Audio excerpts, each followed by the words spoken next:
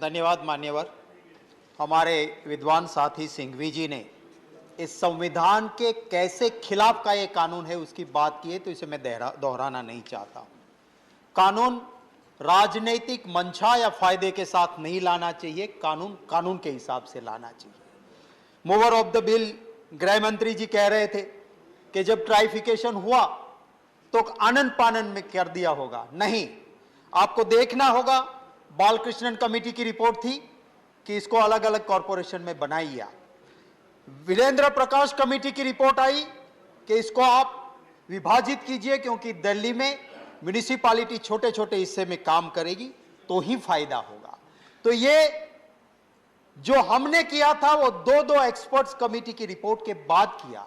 आपने क्या किया? और हमने जब किया तो एक ख्याल रखा था कि चुनाव के बिना दिल्ली की म्युनिसिपैलिटी नहीं रहनी चाहिए। पहले से काम करके दिया और चुनाव भी टाइम पे हुआ, कोई एडमिनिस्ट्रेटर रखने की जरूरत नहीं पड़ी। आपने क्या किया? अगर आपको एक भी करना था तो आप क्या 2 साल 3 साल पहले ये कानून नहीं ला सकते थे? आप तब नहीं किया। आपने जब 5 राज्यों के चुनाव के बाद आपके किसी एक्सपर्ट कमेटी ने नहीं कहा, भाजपा के दिल्ली के नेता मिले और उन्होंने कहा कि चुनाव अभी नहीं होना चाहिए, चुनाव टलना चाहिए। और इसीलिए आप ये कानून लेके आते हो और इसीलिए मैं इसका विरोध करता हूं।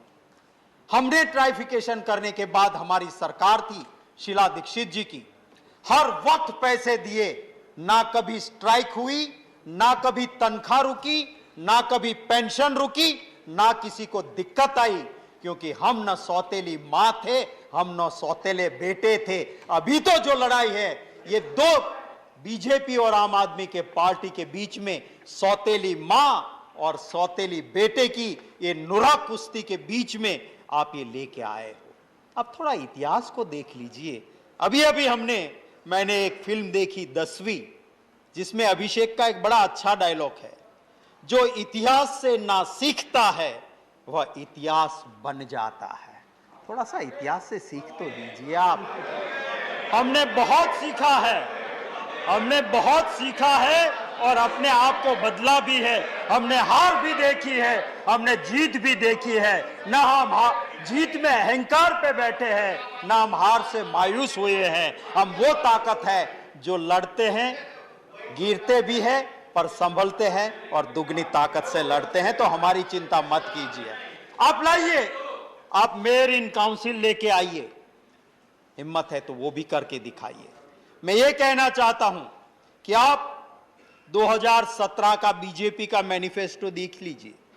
आपके प्रदेश अध्यक्ष तिवारी जी ने भी कहा था कि केंद्र सरकार, सेंट्रल गवर्नमेंट सीधे पैसे दे देगी म्युनिसिपैलिटी को। आपने क्यों नहीं दिया? क्योंकि ये तो आपके मैनिफेस्टो में था।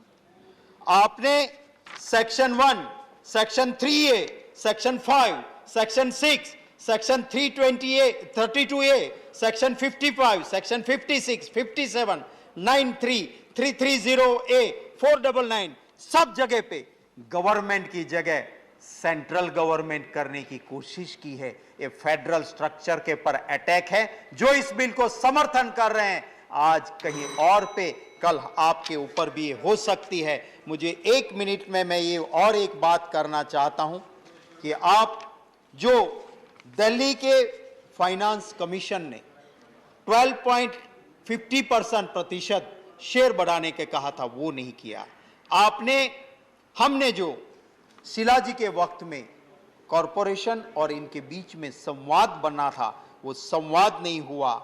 दिल्ली की रैंकिंग कहां हो गई? उन सफाई सैनिक जो हमारा काम करता है, उस ठेकेदारी में उसका शोषण होता है, उसकी आप चिंता नहीं करते हो। आज ही आपका म्युनिसिपैलिटी एक डिसीजन लेता है कि अगर ऑनलाइन मीट जितना चाहे आप नवरात्रि में ले लो, पर छोटा दुकानदार हमको हफ्ता नहीं देता है, तो उस छोटे दुकानदार को हम बंद करेंगे। क्या इस तरह के डिसीजन कभी होते हैं?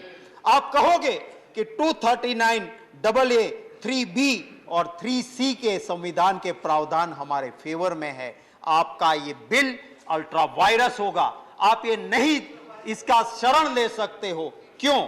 क्योंकि इसके बाद जो संविधान के प्रावधान बने हैं और इसको कॉन्स्टिट्यूशनल मोरालिटी से पास होना पड़ता है।